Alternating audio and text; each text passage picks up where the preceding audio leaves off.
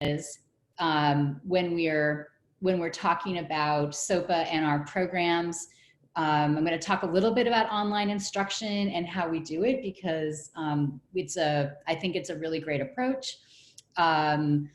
The program that you're going to learn about today is the MPA program, but we have many other master's degree programs and graduate certificates in applied fields. We'll say a little bit about student support advisement and career advisement. We'll talk about tuition and financial support. Another area where we feel really good about how we fit in and what we charge and what we feel like it's pretty reasonable. And especially the fact that it's part of Tulane University. And so you have a credential next to your name that speaks worldwide. So for online instruction, we have a combination of what's called synchronous, which is like what we're doing right now, meeting through Zoom, and asynchronous learning. There's a lot of interaction between students and between students and faculty. There are group projects and peer reviews and discussion boards.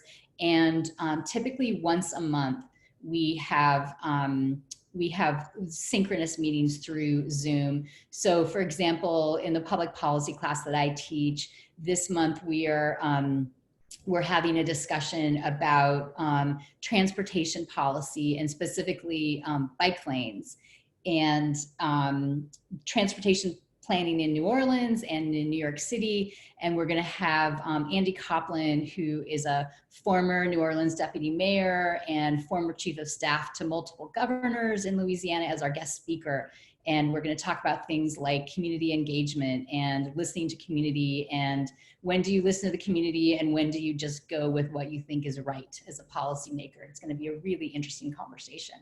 So that's how we do online learning. In the next slide, we just give some statistics on the scale of online learning at SOPA. So even before the pandemic, we had a couple hundred faculty trained to teach online. We have award-winning programs. We have a lot of flexibility with how we teach and with being able to update our curriculum, and things like instructional designers who are professionals at knowing how to teach effectively online, who work directly with our faculty. And all of this we feel adds up to a great student experience. And from what we can tell so far, it seems like there was a lot of interest in Tulane in particular, offering an online Master of Public Administration. All right, and with that, I'll hand things over to Halima. Thanks so much, Suri. And I'm really delighted to see you all here today, and also seeing all the different places that you're from. Thank you so much for your interest in the MPA program and for really being a part of this conversation and looking at the things that we offer in this program.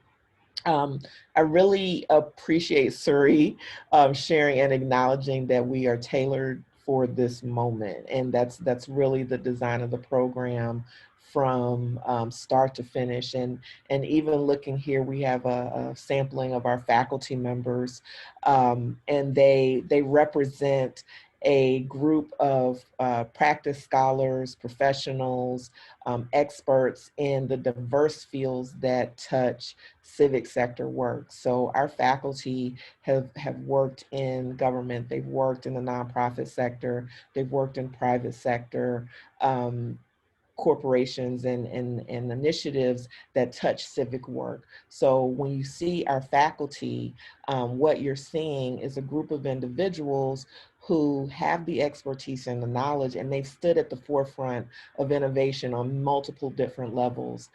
So they are the people who you'd be working with, the people you'd be learning from, and also the people you'll be building networks with as well. So we're really proud of our faculty. Next.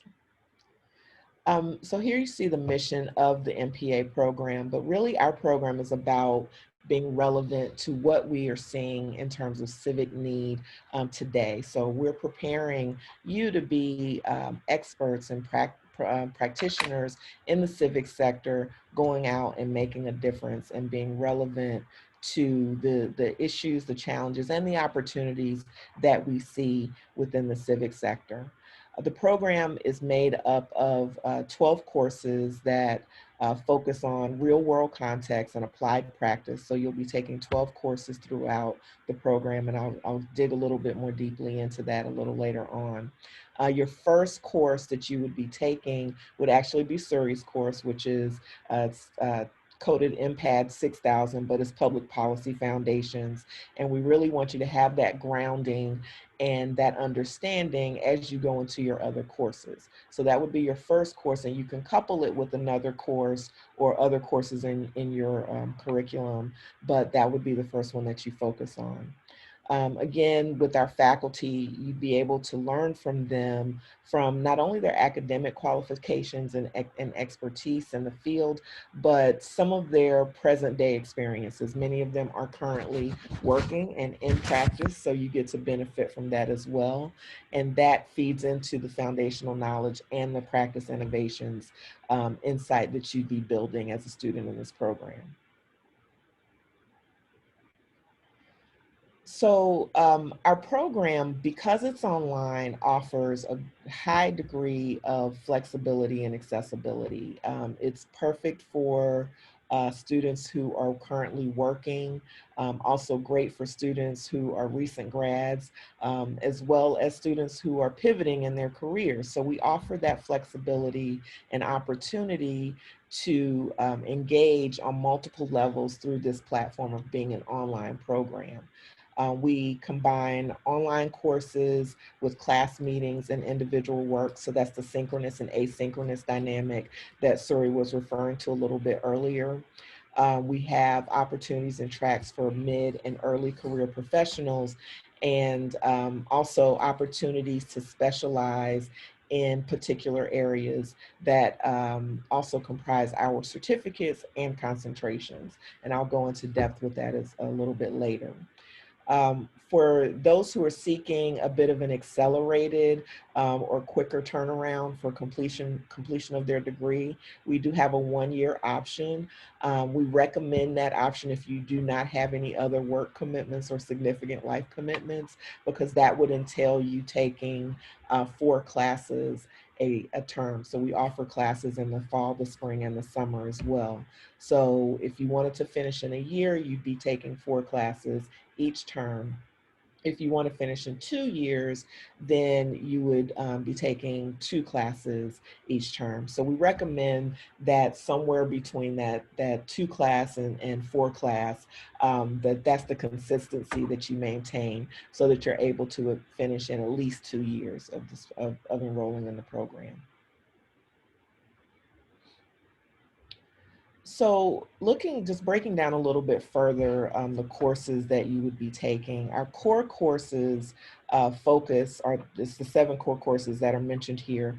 They focus on things like technology, on equity and diversity, being able to navigate diverse relationships in building your career and also advancing your priorities within the civic sector. So in designing our curriculum, we recognize that none of this work happens in a vacuum or in a silo. So government is not solely responsible for civic work. The nonprofit sector is not the sole custodian of this work. So ultimately, all of these elements work together.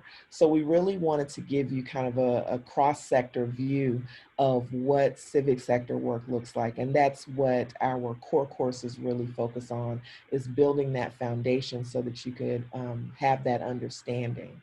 At the end of the program, once you've completed your core courses and your electives, you also take a capstone. And our capstone is designed to give you that hands-on experience.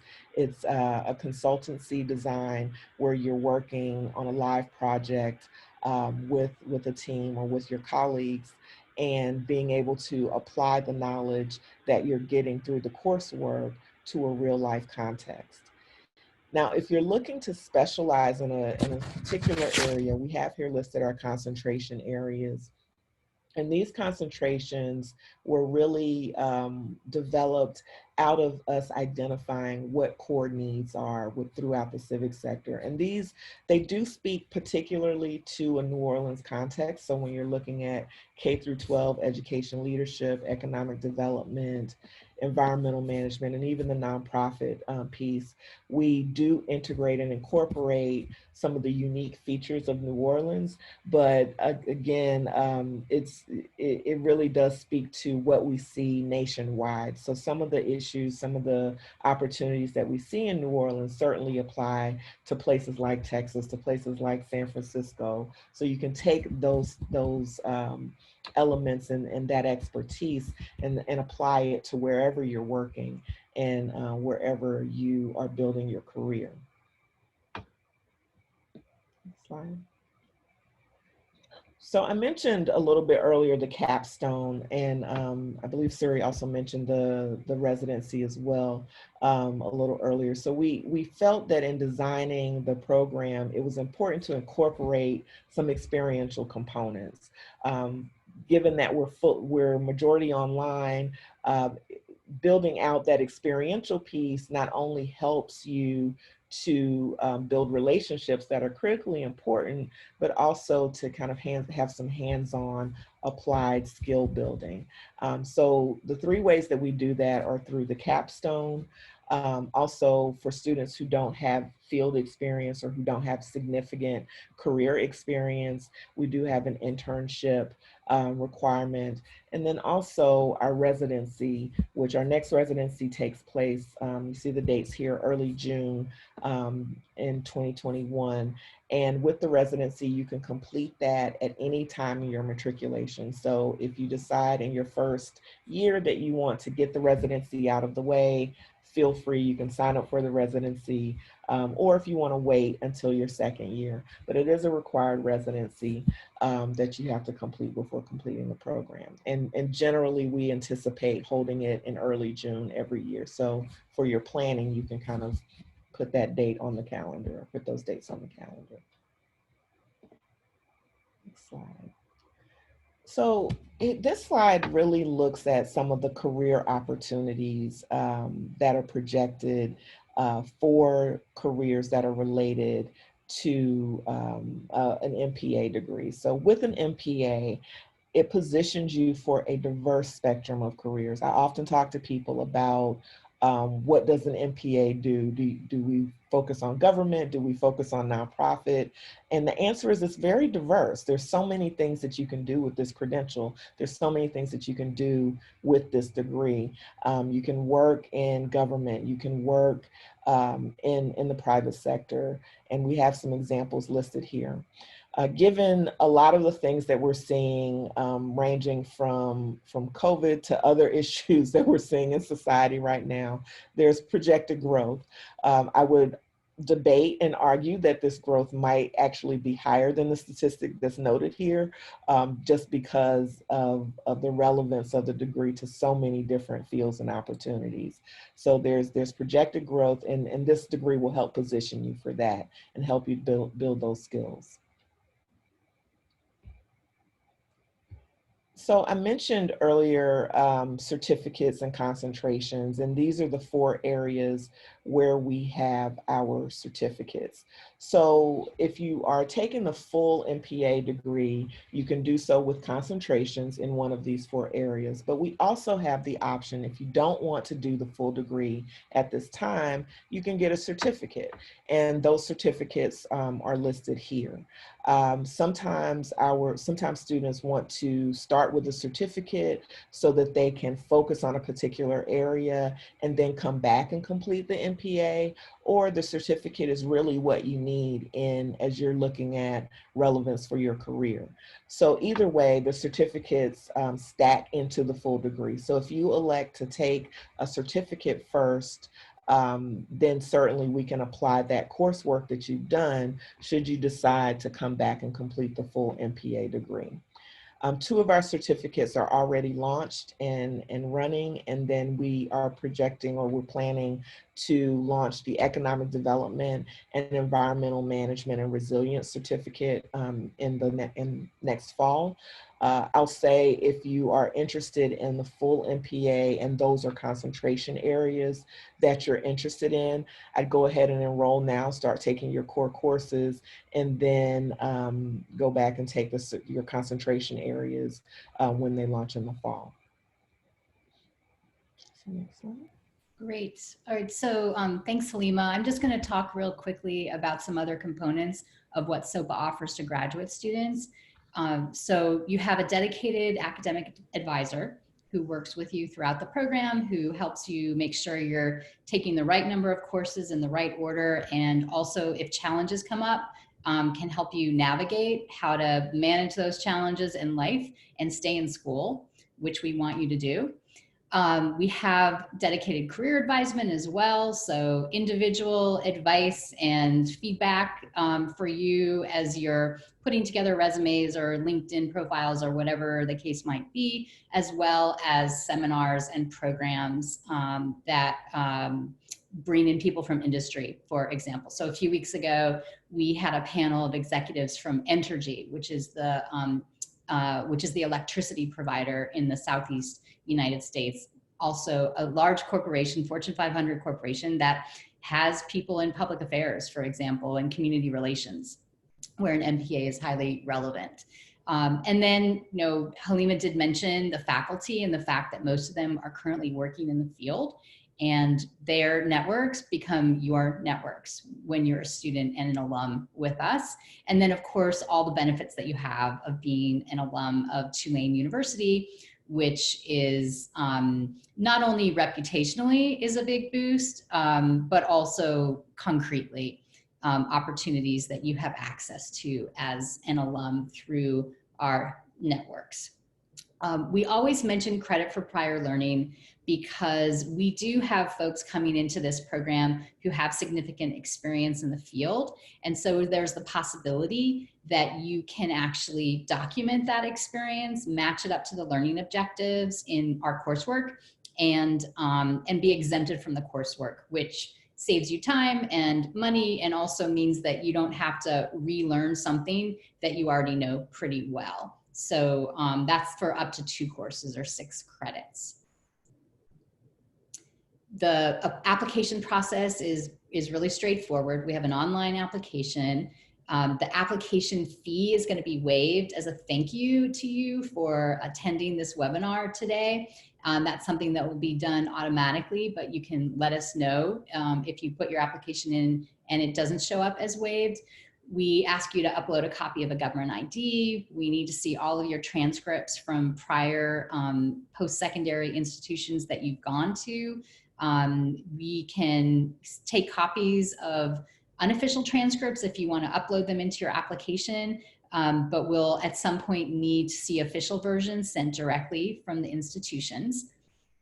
And these are application deadlines. So for the spring, January 1st is our application deadline for admission, although it's quite likely with the MPA program that we will not be taking students into the program at that point. And so we always encourage, especially with this program, to apply early. We do have 3 admissions deadlines each year, which you see on this slide. And then the next slide talks about our tuition and aid. And this is something that we are really proud of, the fact that we are an elite private university, but we charge tuition that even though it is, even though it is significant, it's actually far below that of our peers. And that's something you'll see if you're looking at other institutions like Tulane for an MPA program. Our tuition is quite reasonable.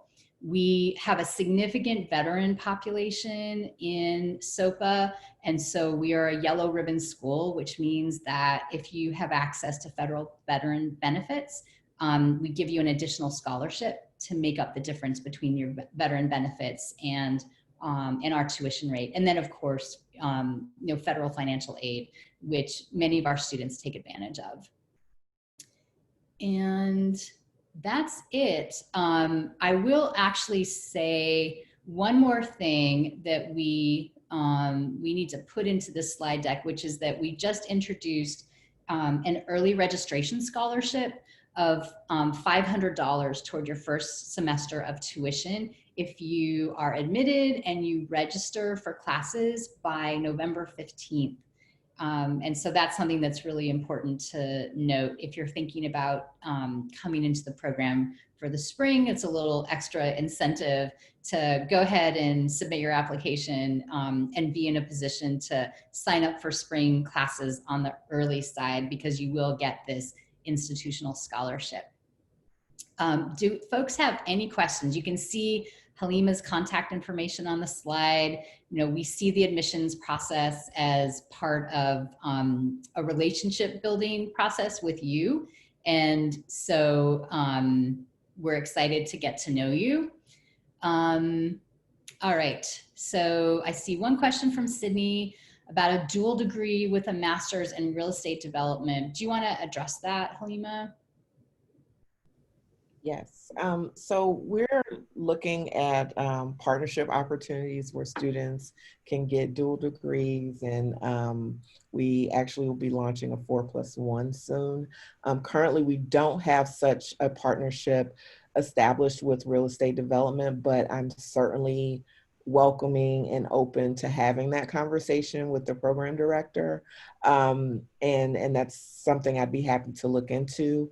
Oftentimes, in lieu of that, and while we would be setting that up, there may be an opportunity to count electives towards one degree or the other. So that's something that we can talk about in advising. And Sydney, if you could you can feel free to reach out to me and we can have an additional conversation about it, just the logistics of how we can make that work.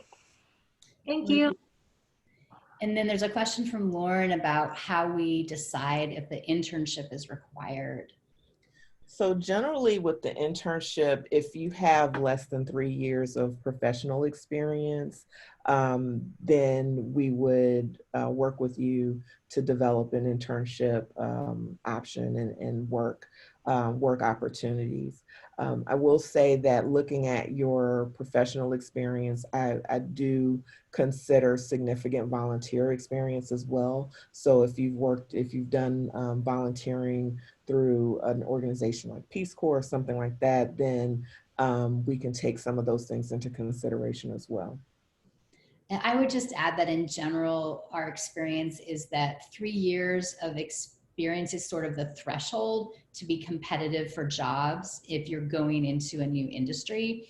And so that's one of the reasons why we felt that people with less than that amount of experience would really benefit from the internship, because it's helping you build your credentials, build out your resume, and also build your professional networks. All right, Halima, are you looking at the chat? Yeah, I'm looking at it. So from Aloysius, I'd like to take one course to get started. Is there flexibility in the timeline for completion? So our fall courses are already underway. So for right now, you wouldn't be able to enroll in a fall course, but if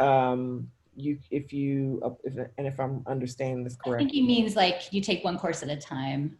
Oh, one course at a time. That would be fine. Yes, there is flexibility with that. Thanks. Yeah, and we do encourage students to try to take two, because if you just take one course at a time, it takes a lot longer. It's logical, right? But our students are balancing a lot in their lives. We have athletes at Tulane. We have folks who have long work days. We have folks who have families. So we know that going to graduate school and doing other things is a lot to carry.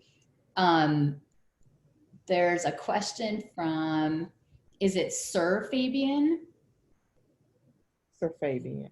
Yeah, about graduating from Paul Quinn in 2021, when to apply. The best time to apply, so there's a few things. You could go ahead and apply for fall admission, and the timelines for the applications being open I don't have that in front of me. Yeah, but our fall 2021 application isn't open yet, but it will be in the next few weeks. yeah, so you can apply for fall admissions. I think that would be ideal for your situation. And I do see a question from Shira about the GRE. We actually don't require the GRE because it's very clear to us that GRE test scores don't correlate with the ability to do graduate level work in any of our programs, honestly. So we're happy to take a GRE score if you want to submit one, and some people do, but it's not required. And you know, there's some fields where it's really relevant. I don't think public administration is one of them. Yeah. And alongside that, there's several essays that are part of the application process. Really work on putting your best foot forward there in terms of writing, because that is a heavy consideration in the application process. Thank you. You're welcome. And then Lauren had an application about which options to select in the application itself. There is an option for the degree, and we can walk you through it. And we don't have it in front of us right now, but why don't we follow up with you, Lauren, to do that? But that's great that you started your application. And I see the Tulane sweatshirt. So. Yes. Any other questions that folks have? Well, it's really nice to meet all you. Thank you again for your time today. And we're excited. We're excited to have you apply. It's a really fabulous program. And we know we look forward to getting to know you as part of the admissions process. You'll receive an email from us in the next day. It's going to have contact information for Sheila Gold, who oversees admissions for us, as well as the recording of this webinar in case you want to watch it again. So thanks again, and we look forward to being in touch. Thanks so much. Take care. Have a good rest of your day. Bye-bye. Bye. Thank you all so much. You're welcome. Take care. Bye. Bye.